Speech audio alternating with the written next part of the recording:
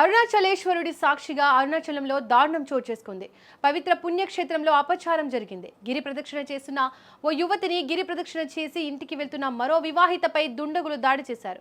అనంతరం అడవి ప్రాంతంలోకి లాక్కెళ్లి సామూహిక అత్యాచారానికి పాల్పడ్డారు. ప్రస్తుతం ఈ ఘటన సంచలనంగా మారింది. అయితే ఈ కేసులో ఇప్పటికే 8 మందిని అదుపులోకి తీసుకున్న పోలీసులు మరో 3 నిందితుల కోసం గాలిస్తున్నారు. ప్రస్తుతం ఈ వ్యవహారం హాట్ టాపిక్ గా మారింది. ఇక ఇదే అంశానికి సంబంధించి మరింత సమాచారం మా బ్యూరో చీఫ్ విజయ్ అందిస్తారు. విజయ్ చెప్పండి, ఈ అరుణాచల పుణ్యక్షేత్రానికి కొన్ని వేల మంది వస్తూ ఉంటారు. అలాగే గిరి ప్రదక్షిణ అనేది ఒక 100 మంది చేస్తూ ఉంటారు. అలాంటి ప్లేస్ లో ఇలాంటి ఘటన జరగడం దారుణం. దీనికి ఘటనకు సంబంధించి పోలీసులు ఏం చెప్తున్నారు, అక్కడ స్థానికులు ఏం చెప్తున్నారు? ఎస్ దీపిక, అరుణాచలం అనగానే ప్రతి ఒక్కరు కూడా హైందవులు ఎవరైతే ఉన్నారో హిందూ ధర్మాన్ని పాటించే ప్రతి ఒక్కరు కూడా ముఖ్యంగా శివుణ్ణి పూజించేటువంటి ప్రతి ఒక్కరూ ఆరాధించే వాళ్ళందరూ కూడా జీవితంలో ఒక్కసారైనా కూడా తిరువన్నామలై అంటే తమిళనాడులో ఆ ప్రాంతాన్ని తిరువన్నామలైగా పిలుస్తారు. గతంలో ఆ ప్రాంతానికి పేరు అరుణాచలం.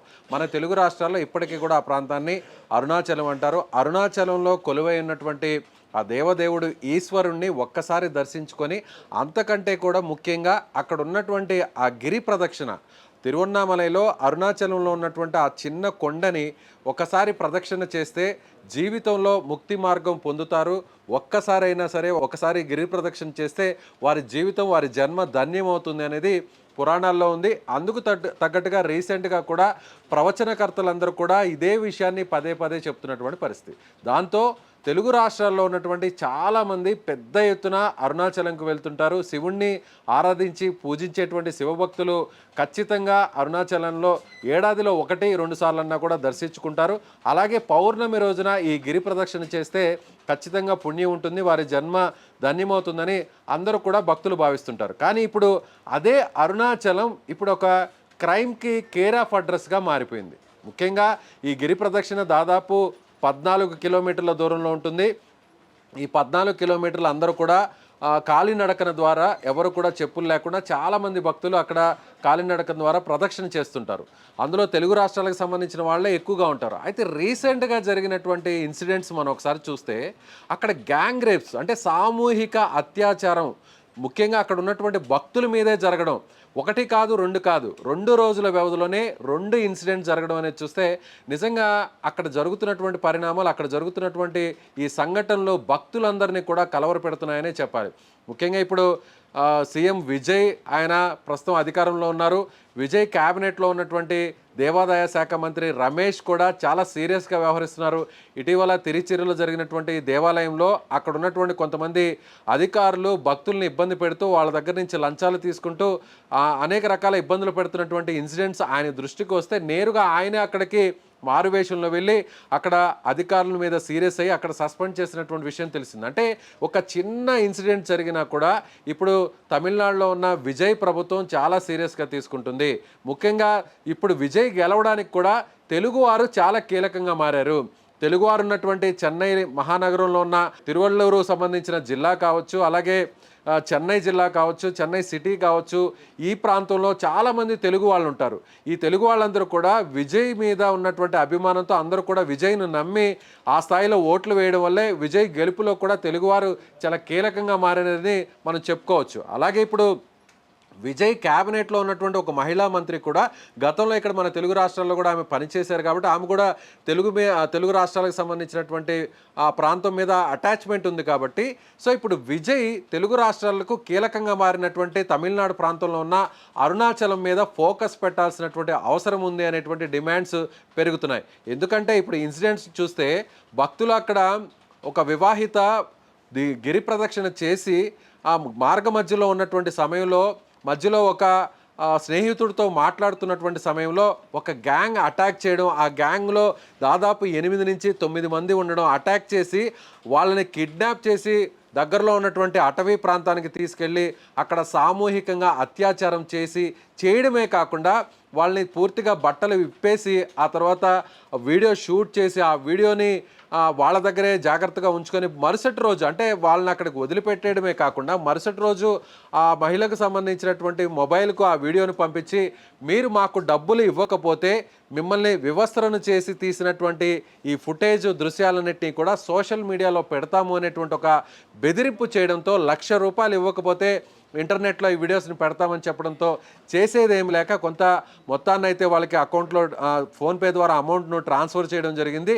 ఇలా చేస్తూ ఉంటే ఇంకా కూడా బ్లాక్మెయిల్ చేస్తారనేటువంటి ఉద్దేశంతో ఆ మహిళ నేరుగా పోలీసులకు ఫిర్యాదు చేసినటువంటి పరిస్థితి. సో పోలీసులు రంగంలోకి దిగారు. రంగంలోకి దిగిన తర్వాత ఒక 7 మంది వరకు కూడా అరెస్ట్ చేసినట్టుగా తెలుస్తుంది. ఆ ఘటన జరిగినటువంటి మరుసటి రోజే ఈ ఇన్సిడెంట్ జరిగింది మే 30వ తారీఖు. మళ్ళీ మే 31వ తారీఖున సేమ్ అదే అరుణాచలంలో అదే గిరి ప్రదక్షిణకు దగ్గరగా ఉన్నటువంటి ప్రాంతంలోనే మరొక 2 మహిళలు గిరి ప్రదక్షిణను పూర్తి చేసి అక్కడ అలసిపోయిన తర్వాత కాస్త విశ్రాంతి తీసుకోవాలి, అలాగే వారికి సంబంధించినటువంటి భక్తులు ఎవరైతే వాళ్ళ బంధువులు ఉన్నారో వాళ్లకు కాల్ చేసి అల్పాహారం తీసుకురండి అని కాల్ చేసి మాట్లాడడం కోసం అక్కడ మార్గ మధ్యలో ఆగినటువంటి పరిస్థితి. అదే సందర్భంలో మళ్ళీ ఇంకొక టీం వచ్చింది, ఇంకొక గ్రూప్ వచ్చి నేరుగా మళ్ళీ కిడ్నాప్ చేయడం, వెంటనే వాళ్ళను కూడా అక్కడికి అటవీ ప్రాంతంలోకి తీసుకెళ్ళి ఇలా సామూహికంగా అత్యాచారం చేయడం చూస్తుంటే పవిత్రమైనటువంటి పుణ్యస్థలంలో, అందులోనూ చాలా ముఖ్యమైనటువంటి పుణ్యస్థలం తమిళనాడులో కావచ్చు, దక్షిణ భారతదేశంలో కావచ్చు, దేశంలోనే అరుణాచలంకు ఉన్నటువంటి కీర్తి ప్రతిష్టలు, ముఖ్యంగా అక్కడ భగవంతుడి కోసం అందరూ ఎంతో భక్తితో అక్కడికి వెళుతుంటారు. వేల మంది ప్రతిరోజు గిరి ప్రదక్షిణను 10,000 నుంచి 30,000 మంది వరకు కూడా చేస్తుంటారు. ముఖ్యంగా శని ఆదివారాల సమయంలో రాత్రి సమయంలోనే ఎక్కువగా గిరి ప్రదక్షిణ చేస్తారు. ఎందుకంటే అదంతా కూడా ఆ మార్గం అంతా కూడా తార్ రోడ్డు ఉంటుంది. నేను కూడా ఇప్పటివరకు ఒక 5-6 సార్లు వెళ్ళి గిరి ప్రదక్షిణ చేశాను. మొత్తం తార్ రోడ్డు ఉంటుంది. ఆ మార్గం అంతా కూడా ఎక్కడో కొండల మధ్యలోనో లేదంటే అటవీ ప్రాంతంలో ఉండదు దీపిక. అది మామూలుగా ఒక సిటీ మధ్యలో ఎలా ఉంటుందో ఆ విధంగా ఆ మార్గం ఉంటుంది. కేవలం కొంత ప్రాంతంలో మాత్రమే, ఒక 2-3 కిలోమీటర్లు మాత్రమే నిర్మానుష్యంగా ఉంటుంది. మిగిలిన ప్రాంతం అంతా కూడా తిరువన్నామలై సిటీ మధ్యలోనే ఉంటుంది. అలాంటి ప్లేస్లోనే ఈ విధంగా సామూహిక అత్యాచారాలు చేస్తున్నారంటే నిజంగా అక్కడ భద్రత ఏ పార్టీలో ఉంది? ముఖ్యంగా అక్కడికి వస్తున్నటువంటి భక్తుల మీదే ఇలాంటి సామూహిక అత్యాచారాలు జరగడం అంటే సెక్యూరిటీ మీద దృష్టి పెట్టాలి, ప్రధానంగా ప్రభుత్వం పట్టించుకోవాలి, దేవాదాయ శాఖ మంత్రి రంగంలోకి దిగాలి. ముఖ్యంగా విజయ్ దీని మీద చాలా సీరియస్గా తీసుకోవాలి అనేటువంటి డిమాండ్స్ అయితే పెరుగుతున్నాయి. అదేవిధంగా అక్కడ ఇన్సిడెంట్ జరిగిన వెంటనే మన తెలుగు రాష్ట్రాల్లో ఉన్నటువంటి భక్తులందరూ కూడా భయపడేటువంటి పరిస్థితి. ఎందుకంటే చాలామంది మహిళలు కుటుంబాలతో సహా లేదంటే ఒంటరిగా చాలామంది యువకులు అందరూ కూడా ఇలా నైట్ టైం అంటే సాయంత్రం 6 గంటల నుంచి ఉదయం 6 గంటల వరకు ఏ సమయం అంటే వాళ్ళకు కుదిరినటువంటి సమయంలో ఒంటరిగా లేదంటే గ్రూప్స్గా ఇలా అక్కడ ఓపెన్గానే గిరి ప్రదక్షిణ చేస్తుంటారు. ఇలాంటి వాళ్ళ మీద ఈ విధంగా జరగడం అనేది, ఇలాంటి అఘాయిత్యాలు జరగడం అనేది ఎవరు కూడా భరించలేనటువంటి పరిస్థితి, ఎవరు తట్టుకోలేనటువంటి పరిస్థితి. సో అందులోనూ పవిత్రమైనటువంటి పుణ్యస్థలంలోనే ఇలాంటివి జరగడం అనేది నిజంగా ఇది ఒక అందరినీ భయపట్టేటువంటి ఒక ఇన్సిడెంట్గా చెప్పుకోవచ్చు దీపిక. విజయ్, గతంలో కూడా చూసుకుంటే తెలుగు వ్యక్తులపై దాడులు జరిగాయి, తాజాగా కూడా జరుగుతూనే ఉన్నాయి. వీటిని ప్రభుత్వం ఎలాంటి చర్యలు తీసుకోవాలి? అసలు అక్కడ భద్రతా ఏర్పాట్ల లోపం ఏంటి? సరిగ్గా కొన్ని నెలల కిందట, ఒక 4-5 నెలల కిందట ఇదే ఇన్సిడెంట్ మన తెలుగు రాష్ట్రానికి సంబంధించి యాదాద్రి నుంచి ఒక భక్తుడు, ఒక యువకుడు వెళ్ళి అతను అక్కడ గిరి ప్రదక్షిణ చేస్తున్నాడు. కరెక్ట్గా నిర్మానుష్యంగా ఉన్నటువంటి టైంలోనే కొంతమంది దొంగలు అక్కడికి రావడం జరిగింది, నేరుగా అటాక్ చేయడం జరిగింది. అతని దగ్గర ఉన్నటువంటి ఆ గోల్డ్ కొంత అమౌంట్ను కూడా తీసుకువెళ్ళడం, పోతూ కూడా అక్కడ గిరి ప్రదక్షిణ చేస్తున్నటువంటి ఈ అబ్బాయి మీద అటాక్ చేసి హత్య చేసినటువంటి పరిస్థితి. అంటే గిరి ప్రదక్షిణకు వెళ్తున్నటువంటి భక్తుల మీద హత్యలు జరగడం, ఇప్పుడు మహిళల మీద సామూహిక అత్యాచారాలు జరగడం అనేది ఇప్పుడు అరుణాచలంలోనే ఇలాంటి ఇన్సిడెంట్స్ వరుసగా జరగడంతో ఇప్పుడు భక్తులందరూ కూడా భయపడుతున్నారు. ముఖ్యంగా అక్కడికి వెళ్ళేటువంటి భక్తులందరిలో కూడా దాదాపు 70% మంది మన తెలుగువారే ఉంటారు. మన తెలుగు రాష్ట్రాల నుంచి వెళ్తున్నటువంటి భక్తులను బేస్ చేసుకొని అక్కడ చాలా హోటల్స్ ఏర్పడ్డాయి, చాలా రెస్టారెంట్లు ఏర్పడ్డాయి. సో మన తెలుగు లాంగ్వేజ్లోనే అక్కడ బోర్డ్స్ ఉంటాయి, తెలుగు మాట్లాడేటువంటి టూరిస్ట్ గైడ్లు ఉంటారు, హోటల్స్ యాజమాన్యాలన్నీ కూడా కొంతమంది అయితే తెలుగు నేర్చుకొని మరి కూడా వ్యాపారాలు చేస్తున్నటువంటి పరిస్థితి. కాబట్టి ఇప్పుడు ఇది తమిళనాడు రాష్ట్రానికి సంబంధించినటువంటి ఒక తిరువన్నామలై అరుణాచలం ప్రాంతానికి సంబంధించిన భద్రతే కాదు, ఇది యావత్తు దక్షిణ భారతదేశానికి సంబంధించినటువంటి ఒక సెన్సిటివ్ ఇష్యూగా, ముఖ్యంగా హిందువులకు సంబంధించినటువంటి వారి మత ఆచారాలకు సంబంధించినటువంటి కీలకమైన పుణ్యక్షేత్రం కాబట్టి విజయ్ చాలా సీరియస్గా ఈ ఇన్సిడెంట్ని పరిగణలోకి తీసుకోబోతున్నారు. ఇప్పటికే తమిళనాడుకు సంబంధించినటువంటి దేవాదాయ శాఖ మంత్రి రమేష్ కూడా సీరియస్గా రియాక్ట్ అయ్యారు. గతంలో లాగా తమ ప్రభుత్వం ఉండదు, ముఖ్యంగా అన్ని మతాలకు కూడా తాము అత్యంత ప్రయారిటీ ఇస్తామనేటువంటి విషయాన్ని కూడా చెప్పారు. సో ఇప్పుడు కూడా గిరి ప్రదక్షిణకు సంబంధించి కూడా భద్రతను పెంచాల్సినటువంటి అవసరం ఉంది.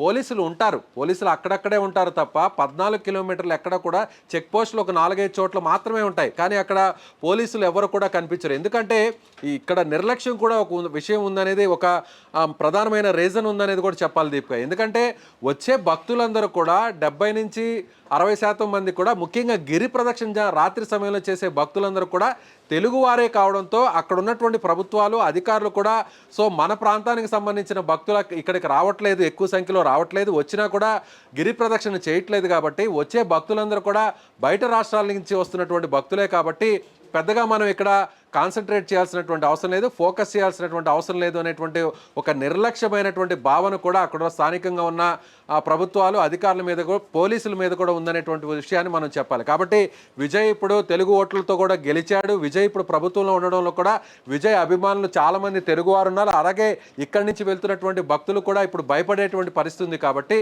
విజయ్ దీని మీద చాలా సీరియస్గా ఫోకస్ చేయాలి.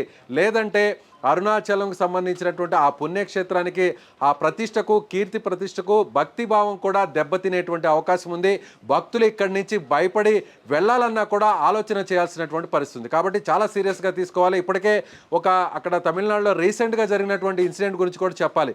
కోయంబత్తూరులో ఒక 10 సంవత్సరాల బాలిక మీద ఇదే విధంగా అత్యాచారం జరిగితే విజయ్ చాలా సీరియస్గా తీసుకున్నాడు. ఎమోషనల్గా తాను ఒక ట్వీట్ కూడా చేయడం జరిగింది, తాను ఒక పోస్ట్ కూడా చేయడం జరిగింది.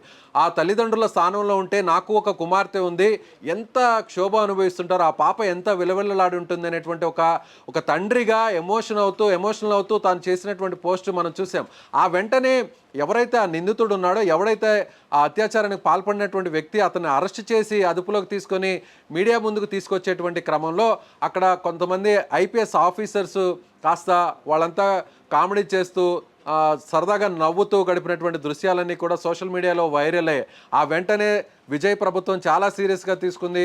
అక్కడ ఉన్నటువంటి ఐజీతో పాటు ఇతర మొత్తం 3 ఐపీఎస్ల మీద సస్పెండ్ చేసినటువంటి విషయం తెలిసింది. కాబట్టి ప్రతి చిన్న విషయం మీద, ముఖ్యంగా ఇలాంటి సామూహిక అత్యాచారాలు లేదంటే ఇలాంటి అత్యాచారాల మీద చాలా సీరియస్గా రెస్పాండ్ అవుతుంది విజయ్ ప్రభుత్వం.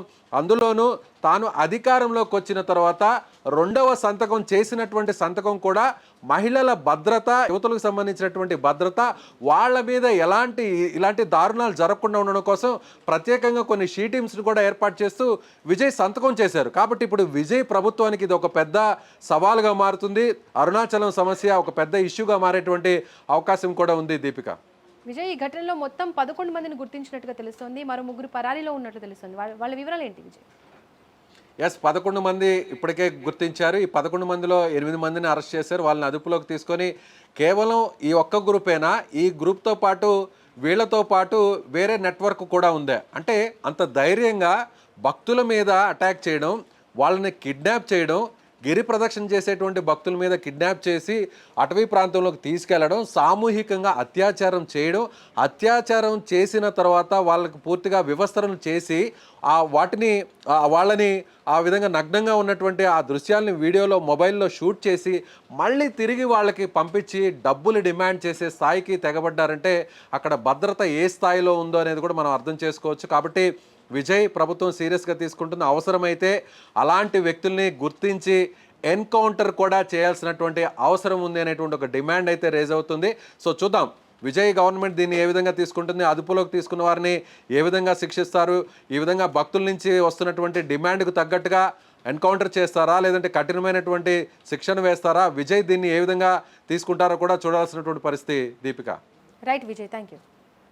ఇక పవిత్ర పుణ్యక్షేత్రంగా పేరొందిన అరుణాచలంలో చోటు చేసుకున్న ఈ సామూహిక అత్యాచార ఘటనలు భక్తులనైతే తీవ్ర కలవరానికి గురిచేస్తున్నాయి. భక్తుల భద్రతకు సవాల్గా మారిన ఈ సంఘటనలపై పోలీసులు వేగంగా స్పందించి ప్రధాన నిందితులను అరెస్ట్ చేయడం కొంత ఊరటనిచ్చినా ఇలాంటి ఘటనలు మళ్లీ జరగకుండా కట్టుదిట్టమైన భద్రతా చర్యలు చేపట్టాల్సిన అవసరం ఎంతైనా ఉంది.